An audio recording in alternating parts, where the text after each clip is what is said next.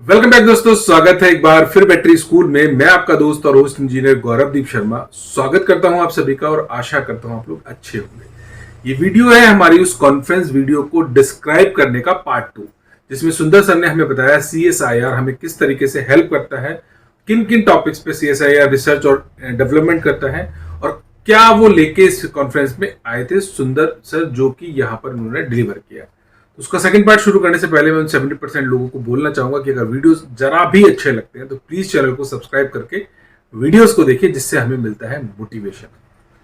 शुरू करते हैं वीडियो को, आते हैं लैपटॉप स्क्रीन पे और हमारी ये स्लाइड है market for startup European market के हिसाब से उन्होंने यहाँ बताया है कितने परसेंट का ग्रोथ यहाँ मार्केट में है। तो यहाँ बहुत सारी चीजें जो मुझे नहीं लगता कि हमें यहाँ जाननी चाहिए, जरूरी है हमारे लिए, उस पर हम टाइम वेस्ट नहीं करेंगे। हम बढ़ते हैं आगे स्लाइड पे, नेक्स्ट स्लाइड पे। Market for start stop battery in 2017 की बात करते हैं, जब मारुति ने सबसे पहले लॉन्च किया था EHVC smart hybrid vehicle by Suzuki. और यहाँ पर एक्साइड ने अपनी एक बैटरी लॉन्च की थी कंजर्वो के नाम से, एक्साइड कंजर्वो के नाम से, उसके बारे में वो यहाँ बात कर रहे हैं। आते हैं नेक्स्ट स्लाइड पे। मार्केट क्या है 2023 में स्टार्ट स्टॉप बैटरीज के लिए बनस्पत 2017 के। तो सारी बैटरीज जितने भी ब्रांड है सबके पास में, हमारे पास मारुति हो, सुजुकी हो, महिंद्रा हो, स्कॉडा हो, सारी यहाँ पे बात कर रहे हैं कन्वर्जन जो दोनों भी बैटरी के बीच में है, यानी कि हमारा lithium as well as lead acid, वो दोनों के बारे में यहाँ बात कर रहे हैं। Market for SLI is begin replace by EFB यहाँ पे क्या आ गया, electrolyte floated battery, electric floated batteries के बारे में बात करें, जिसको हम स्टार्ट स्टॉप बैटरी या लैब के बारे में हम बोलते हैं। EFB market is rapidly growing in India. SLI market is great threat. यहां पर वो बात करना चाह रहे हैं। अब आते हैं नेक्स्ट स्लाइड पे और यहां वो बता रहे हैं स्टार्ट स्टॉप बैटरीज या EFB, जिसकी वो बात कर रहे हैं enhanced flooded lead acid battery के बारे में। तो क्या फर्क दोनों में है? Normally there is SLI is not lithium ion but from EFB, यानी कि इनहेंस्ड फ्लोटेड बैटरी के बारे में वो यहाँ बता रहे हैं।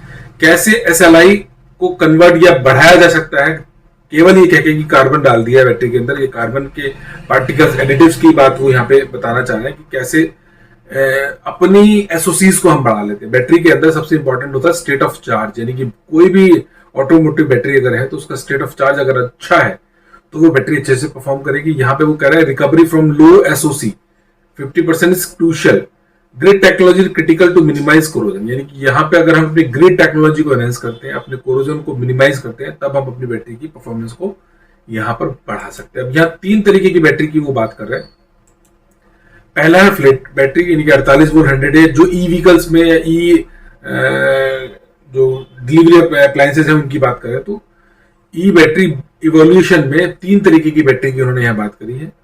फर्स्ट है flat plate 48 volt 100 battery, second है 48 वोल्ट में 100 ट्यूबुलर बैटरी एंड थर्ड है VRLA 48 वोल्ट 100 बैटरी।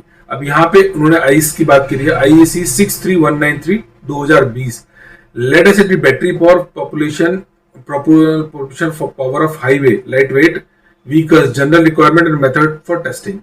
यहाँ पर कौन कौन से व्हीकल्स हैं जो लाइट वेटेड हैं, जिसमें 2 व्हीलर्स आ गए, 3 व्हीलर्स आ गए, डिलीवरी व्हीकल्स आ गए, वो सारे व्हीकल्स की यहाँ पे बात करिए जहां पर वो ये जो प्रोडक्ट हम लोग डिलीवर कर सकते हैं। Testing for 48 volt system for E vehicles, E rickshaw cycle life with respective discharge to 90% DOD of the rated capacity as per IEC 63193 2020 12 volt versus 48 volt. क्या हमें बैटरी ज्यादा DOD तक ले जा सकती है 12 वोल्ट की या 48 वोल्ट की? यहाँ पर वो बताना चाह रहे हैं उस चीज को। Critical profile approx 2 cycle per day, यानी कि जो ई व्हीकल्स हैं वहां पर नॉर्मली अगर हम लोग एप्लीकेशन करते हैं कॉमर्शियल एप्लीकेशन में, तो हमारे जो लाइफ साइकिल्स कंज्यूम होते हैं इन अ डे वो लगभग 2 तक चले जाते हैं। बैटरी जो डिस्चार्ज होती है वो i3 33 एम्पियर पे होती है, up to 36 volt for 162 minutes, यानी कि लगभग अगर हम इसको इन घंटों में कैलकुलेट कर लें तो 2 घंटा 42 मिनट हम इसको जो है डिस्चार्ज करते हैं। अब चार्ज कितना करते हैं?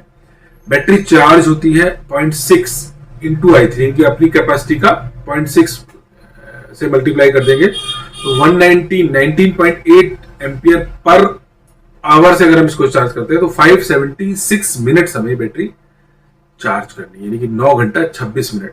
कहां तक लेके जानी है? अप टू 58.8 वोल्ट तक। तो यहां इस जो ये रेड वाली टर्म आप देख रहे हो, इसको बहुत ध्यान से समझने की आवश्यकता है कि क्या इसकी इंपॉर्टेंस है, क्या वो बताना चाह रहे हैं।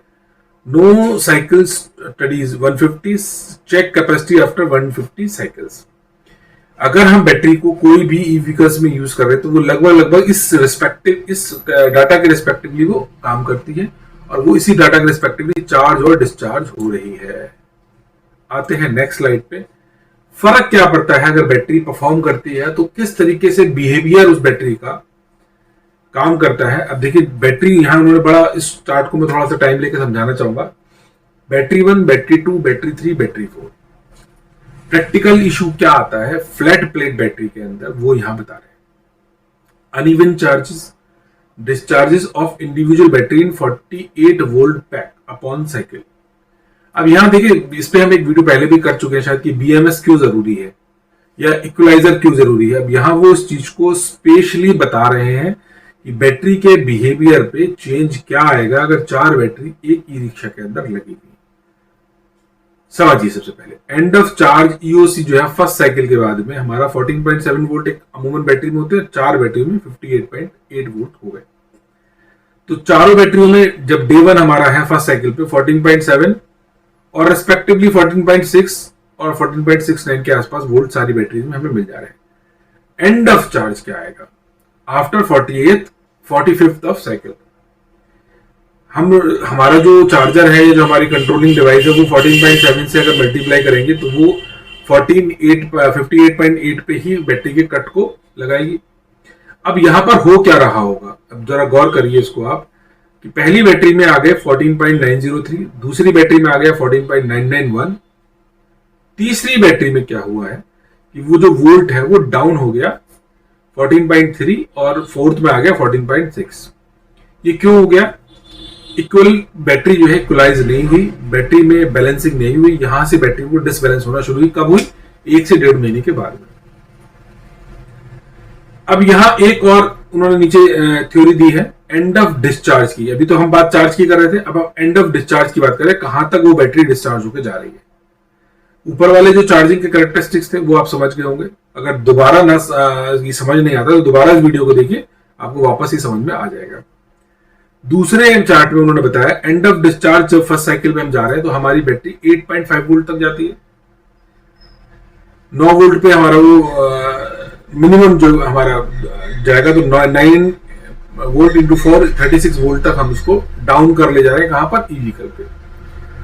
कहां तक जाता है वो? 36 वोल्ट अगर हम यहां देख रहे हैं तो कहां तक जाता है? पहली बैटरी में 8.5, दूसरी बैटरी में 9.7, तीसरी बैटरी में भी 9.7, फर्स्ट एंड फोर्थ जहां पर पॉजिटिव और नेगेटिव कनेक्टेड, वहां पर बैटरी के वोल्ट ज्यादा कर रहे हैं। कहीं पर भी आप लगा लीजिए, जब 4 बैटरी सीरीज में लगा रहे हैं व्हीकल में, तो आप पहली और चौथी बैटरी पे आप ज्यादा लोड देखेंगे डाउन के टाइम पे। ये तो हुआ पहली साइकिल के बाद। अब यही स्टडी जब की गई 45 साइकिल के बाद, यानी कि 1.5 महीने के बाद में, तब क्या हो रहा था? तब ये हो रहा था कि पहली बैटरी 11.114 पे कट कर गई, दूसरी बैटरी भी 11.039 पे कट कर गई, और तीसरी और चौथी बैटरी जिन पे लोड ज्यादा जा रहा था वहां पे क्या हुआ, वो 7.9 और 6.029 तक चली गई। तो कहने का मतलब क्या है कि अगर आपकी बैटरी इक्वलाइज्ड नहीं है और बैलेंस्ड नहीं है तो बैटरी नंबर 3 और 4 पे अल्टीमेटली जो फर्क आएंगे वो बैटरी को खराब करेंगे। यानी कि सेटअप में लास्ट की जो बैटरियां हैं वो कहीं ना कहीं खराब हो रही है। अब इसकी पूरी थ्योरी है, वो भी उनसे समझना चाहिए और हमें भी उस पर काम करना चाहिए। हम अमूमन सुनते हैं कि ई रिक्शा वेंडर या ई रिक्शा जो डीलर होते हैं बैटरी के, वो बोलते हैं कि पीछे की बैटरी आगे और आगे की बैटरी पीछे कर लो तो बैटरी चल जाएंगी, और वो होता भी है, वो बैटरी चल भी जाती है। क्यों होता है ऐसा? अगर वो चेंज करता रहता है तो वो बैटरी चल जाती है। तो कुछ उससे इसको कोरिलेट करके भी आप समझ सकते हैं। Significant difference in battery EOD volt from first cycle and increase upon cycle. Cycle to cycle वो इंक्रीज कर जाता है। बैटरी 3 और 4 undergoes deep discharge, ये वो बताना चाह रहे हैं। बैटरी 1 और 2 undergoes slow discharge, shallow discharge। तो मैं समझता हूं जो वो बताना चाह रहे थे शायद मैं उसको समझा पाया हूं, और अगर कुछ रह गया हो तो प्लीज आप कमेंट करके इससे पूछ सकते हैं और बता भी सकते हैं। अब particular issues in e rickshaw tubular battery में क्या इशू आता है, सेम साइकिल को उन्होंने बताया है। अब मैं थोड़ा सा जल्दी करूंगा इसको, क्योंकि पहली साइकिल के बाद में हमारे 14.7 चार्जिंग में हो गया। दूसरे में अगेन ईओसी की बात वो कर रहे हैं 1.5 महीने के बाद में। तो 1.5 महीने के बाद में क्या है, वो चारों बैटरी सेम पे सस्टेन कर रही है। यहां पर क्या बढ़ गया, यहाँ एएच हमारा जो है उन्होंने बताया है कि 0.7 से 4 बैटरी 58.48 वोल्ट तक गई और 67.28। अब यहां हम इसको समझ लिया अगर, तो वो ये देखिए आप, यहाँ 58.8 वोल्ट की बात कर रहे हैं वो, और यहां पर 67.28 एएच पर बैटरी की बात हो रही है। फर्क कहां आएगा, यहां पर वो ही साइकिल सेम उल्टा हुई है। एंड ऑफ डिस्चार्ज में फर्स्ट साइकिल में 8 और 9 वोल्ट आ गए, दूसरी तीसरी और चौथी में 9 वोल्ट है। 1.5 महीने के बाद में फर्स्ट एंड सेकंड बैटरी की जो वोल्टेज है वो डाउन हुई है बनस्पत थर्ड एंड फोर्थ की। मैं स्लाइड को वापस पीछे ले जा रहा हूं। इस स्लाइड में आपको देखने को मिल रहा है लास्ट की 2 बैटरियां खराब हुई हैं, और इस स्लाइड में आपको फर्स्ट 2 बैटरियों पे इंपैक्ट दिखाई दे रहा है। तो क्या इन्होंने बताया, no big difference in battery EOC voltage, no significant difference in EOD voltage as compare to flat plate. यानी कि कहने का मतलब ये है कि ई व्हीकल्स में अगर हम फ्लैट प्लेट के मुकाबले ट्यूबुलर बैटरी पे ज्यादा काम कर रहे हैं तो क्या डिफरेंसेस आएंगे, क्या फर्क आएंगे। अब आ जाते हैं वीआरएलए पे। वीआरएलए की सेम थ्योरी अगर हम स्टडी करें तो यहां पर भी फर्क जो आ रहा है वो फर्स्ट एंड सेकंड बैटरी पे आ रहा है। Significant difference in battery EOC and EOD volt from first cycle to increasing upon cycles. Battery 3 and 4 deep discharge, battery 1 and 2 undergoes shallow discharge, battery 1, 2 and 4 undergoes undercharge and battery 3 is overcharge। अब यहां देखिए कि battery जो 3 number पे है वो battery overcharge हो रही है, और बैटरी 1 and 3 और 1, 2 and 4 जो है वो अंडरचार्ज हो रही है। तो क्या है कि अगर हम इक्वलाइज बैटरियों को नहीं कर पा रहे तो वहां पे हमें इस चीजों का फर्क देखने को मिलता है। अभी इन्होंने उसको पूरा इजी समझाया है। Role of battery overcharge, undercharge, discharge voltage on battery pack performance, वो इजीली इसको C10 पे समझा रहे हैं कैसे। 1, 2, 3, 4 4 बैटरियां हो गई। Flat plate AH after 50 cycle, flat plate की एएच अगर 85 एएच है, 80 एएच 15 और 51। ट्यूबुलर में जो बैटरी डाउन हो गई, तीसरे नंबर की बैटरी डाउन हुई थी, खराब हो गई थी बैटरी। ट्यूबुलर में सेम 150 साइकिल के बाद में 79, 80, 79, 79। वीआरएलए में फर्स्ट एंड थर्ड बैटरी पे इंपैक्ट आया था। आफ्टर 150 साइकिल 22, 97, 27 और 107। टोटल पैक की बात करें हम तो यहां 54, 79, 146। तो वो कंप्लीट स्टडी को अपने समझाना चाह रहे हैं इस चार्ट के थ्रू। अब आ जाते हैं, यहां उन्होंने हमें एक्सप्लेन किया all about the 4 set of battery, क्या फर्क पड़ता है नंबर ऑफ बैटरी के हिसाब से। अब वो ये क्यों कर रहे थे, इसको समझने के लिए इसकी नेक्स्ट स्लाइड पे जाते हैं। Failures observation with 48 volt 100 AH battery, e rickshaw battery के बारे में वो बात कर रहे हैं। वो बताते हैं कि क्यों किन्हीं भी 4 बैटरियों में से 2 बैटरी ऑटोमेटिकली खराब हो जाती है। यहां उन्होंने कहा simply connecting 4 batteries make 2 batteries to fail automatically. यानी कि अगर आप 4 बैटरियों को कनेक्ट करते हो तो किसी भी 2 बैटरियों के बिना किसी कुछ कारण के भी वो खराब हो सकती है। रीजन क्या बनता है, ईओडी से ऊपर उसको डिस्चार्ज करना। Batteries consistently discharge beyond the EOD voltage specified by the manufacturer. There is a value of 10.5 volt, जो हम लोग डिसाइड करके देते हैं, वो उससे भी नीचे ले जाके उसको डिस्चार्ज करते हैं। और जो एक्टिव मटेरियल का रेशियो जिस पे बैटरी डिजाइन हुई होती है वो उसको एक्सटेंड कर देता है, यानी कि उसको बढ़ा देता है वो यूजेस के हिसाब से। डीप डिस्चार्ज का स्ट्रेंथ का जो स्ट्रेस आता है वो एक्टिव मटेरियल पे आता है।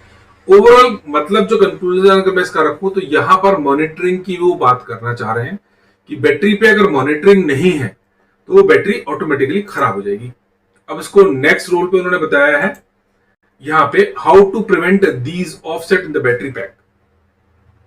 अगर 12 वोल्ट की बैटरी है तो इजीली कोई इशू नहीं बनता है उस पर किसी भी बैटरी को खराब होने का, सिंगल बैटरी पे नो इश्यूज वो बता रहे हैं यहाँ पे। बट अगर नंबर ऑफ बैटरीज यहाँ पे हमने कनेक्ट किया बिना किसी बीएमएस और इक्वलाइजर के तो बहुत सारे रीजंस बन जाएंगे वो बैटरी खराब होने के। अगली बात हम यहाँ कर लेते हैं, role of battery management system, यानी कि बीएमएस, जो कि ई रिक्शा में कंपलसरी है और होता नहीं है।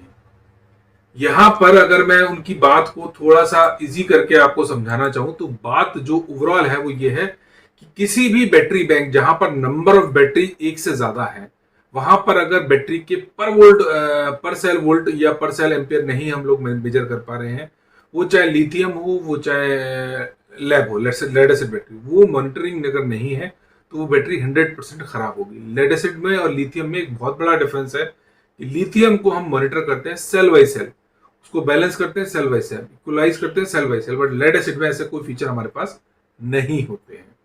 चलते हैं वापस अपनी मेन स्क्रीन पे। तो वो यहाँ पर कह रहे हैं कि बीएमएस बहुत इंपॉर्टेंट रोल प्ले करता है और वो लगाना बहुत जरूरी है। अनफॉर्चुनेटली ई रिक्शा, ई व्हीकल्स के सेगमेंट में अभी तक जो आपका बीएमएस है वो अभी कोई कंपनी बना नहीं रही है। अब यहाँ उन्होंने कंक्लूज करा सारी चीजें जो उन्होंने इस पूरे सेशन में बोली थी। क्यों बीएमएस जरूरी है, ग्रिड के डिजाइन पे क्यों काम करना जरूरी है, वो सारी चीजें सम अप करके मैं यहाँ इस वीडियो को बंद करूंगा। जो भी उन्होंने इस पूरे वीडियो में कहा वो अगर हम 2 या 3 लाइन में कहें तो उन्होंने सबसे पहले हमें बताया कि CSRI हमें कहाँ हेल्प करता है बैटरी की मॉनिटरिंग में और कैसे कैसे उसको एक्रेडिटेशन में हम लेके जा सकते हैं। दूसरा, किसी भी पावर बैंक की तरफ अगर हम जा रहे हैं, बैटरी बैंक की तरफ जा रहे हैं, तो वहां पर बीएमएस की इंपॉर्टेंस क्या है वो उन्होंने हमें वहां पर बताई। और आशा करता हूं कि इन फ्यूचर कोई ना कोई साइंटिस्ट इस पे काम कर भी रहा होगा। इवन हमारे ग्रुप में कुछ लोग लगे हुए हैं जो कि लेड एसिड के लिए बीएमएस डिजाइन कर रहे हैं, और ये इक्वलाइजर्स तो मार्केट में ऑलरेडी है ही। तो ये सारी चीजें हमारे लेड एसिड बैटरी को भी ई व्हीकल्स के कंपेटेबल बना पाए। तो ये सारा सब कुछ उन्होंने यहाँ एक्सप्लेन किया। अगली वीडियो में अगले किसी कंसल्टेंट की अगली स्पीच के साथ हम मिलेंगे जल्दी ही। तब तक के लिए जय हिंद, जय भारत। और अगर वीडियोस 1% भी मित्रों अच्छी लगती है तो प्लीज उस चैनल को सब्सक्राइब करके वीडियो को देखिए। और फिर भी अगर आपको लगता है कि चैनल सब्सक्राइब करना जरूरी नहीं है तो प्लीज कमेंट करके बताइए कि ऐसा मैं क्या करूं जिससे कि ये इंपॉर्टेंस आपके लिए बढ़ जाए। मिलेंगे जल्दी ही अगली वीडियो में, तब तक के लिए जय हिंद, जय भारत।